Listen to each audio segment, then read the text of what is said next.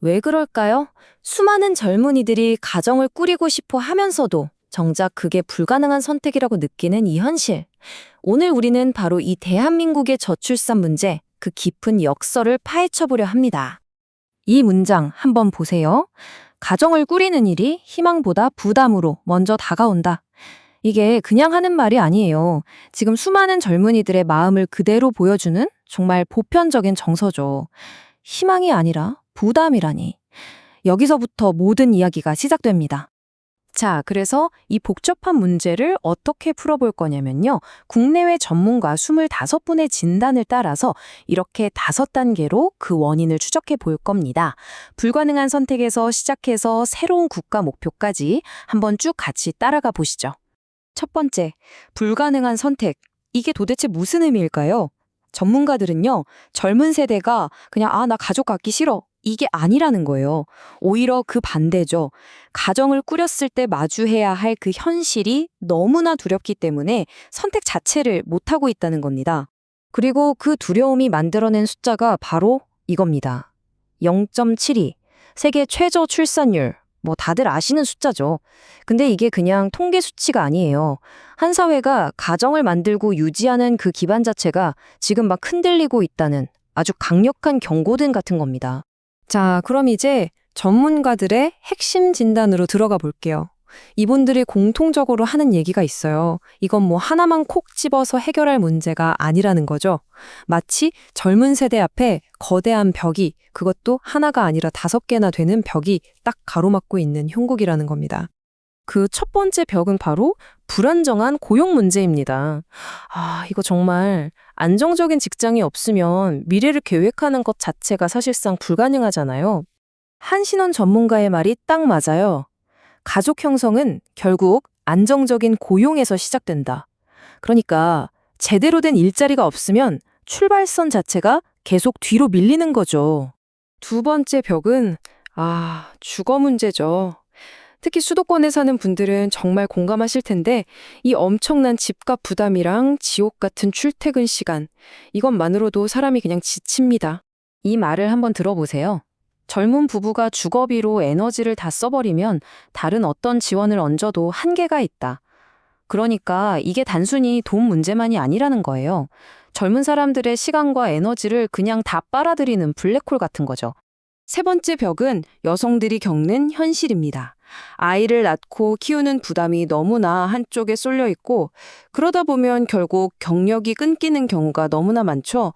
노벨 경제학상 수상자인 클라우디아 골딘의 말이 정말 뼈아픕니다. 출산이 경력 손실로 이어지는 사회에서는 아이를 낳는 게 희망이 아니라 리스크, 즉 위험이 되어버린다는 거죠. 정말 슬픈 현실 아닙니까? 네 번째 벽, 바로 장시간 노동 문화입니다. 야근이 당연하고 저녁이 없는 삶. 이런 환경에서 어떻게 개인의 삶을 가꾸고 또 가정을 꾸릴 여유가 생기겠어요? 은기수 사회학자의 지적처럼 한국 사회에는 시간이 없어요. 단순히 바쁜 걸 넘어서 가족을 만들고 관계를 다져나갈 절대적인 시간 자체가 부족한 게 문제라는 겁니다. 이 시간 부족이 가족 형성의 기반을 무너뜨리고 있는 거죠. 그리고 마지막 5번째 벽입니다. 바로 끝없는 교육 경쟁이죠. 아이 하나를 키우는 데 들어가는 돈과 노력이 어마어마하다 보니 아이를 낳는다는 게 마치 평생을 건 하나의 거대한 프로젝트처럼 느껴지는 겁니다. 결국 이 5개의 벽, 그러니까 불안한 일자리, 비싼 집, 경력 단절, 시간 부족, 과도한 교육 경쟁이 서로 막 얽히고 설켜서 거대한 장벽을 만드는 거예요. 이러니 젊은 세대한테 결혼하고 아이 낳는 게 자연스러운 삶의 과정이 아니라 거의 불가능한 미션처럼 느껴지는 거죠. 자, 문제가 이렇게 복잡한데 그럼 그동안 정부가 내놓은 대책들은 왜 효과가 없었을까요? 특히 돈을 주는 정책들 말이에요. 전문가들은 이걸 아주 명쾌하게 비유합니다. 지금까지의 정책은 증상 치료였다는 거죠. 현금 지원은 당장 아픈 곳에 붙이는 반창고 같은 거예요. 하지만 병의 근원, 즉 사회 구조 자체가 무너진 질병을 치료하지는 못했다는 겁니다. 결국 핵심은 이겁니다. 사람은 지원금 액수보다 내 삶이 무너지지 않는다는 확신에서 움직인다. 그쵸?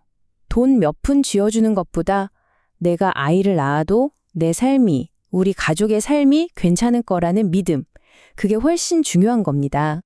그렇다면 진짜 처방전은 뭘까요?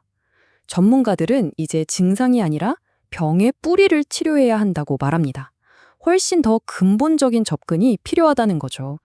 그 처방은 크게 세 가지로 요약됩니다. 첫째, 안정적인 주거, 젊은 사람들이 감당할 수 있는 집을 만들어주는 것.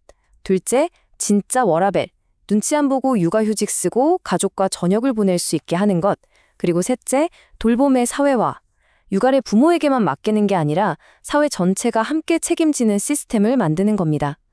바로 주거, 일, 돌봄, 이 세 가지 기둥을 다시 튼튼하게 세우자는 거예요. 자, 이렇게 되면 결국 우리는 이런 질문에 도달하게 됩니다. 이 모든 정책의 궁극적인 목표는 과연 무엇이어야 할까? 전문가들은 이제 목표 자체를 바꿔야 한다고 강력하게 주장합니다. 출산율 몇 명 올리기 같은 낡은 목표를 버리고 누구나 쉽게 가정을 꾸릴 수 있는 사회 만들기로 바꾸자는 거죠. 인구를 숫자로 관리하는 게 아니라 시민 한 사람 한 사람의 행복을 사회의 기반으로 삼자는 겁니다. 정말 중요한 관점의 전환이죠. 그러니까 진짜 목표는 바로 이거예요. 가정을 꾸리는 것이 내 인생을 희생하는 게 아니라 내 행복이 더 커지는 일이라는 믿음, 그 믿음을 우리 사회에 다시 회복시키는 것, 그것이 진짜 목표가 되어야 합니다. 오늘 이야기를 마무리하면서 마지막 질문을 던져봅니다. 과연 한 국가의 목표가 단순히 출산율을 높이는 것이어야 할까요? 아니면 모든 가족이 두려움 없이 행복하게 살아갈 수 있는 사회를 만드는 것이어야 할까요?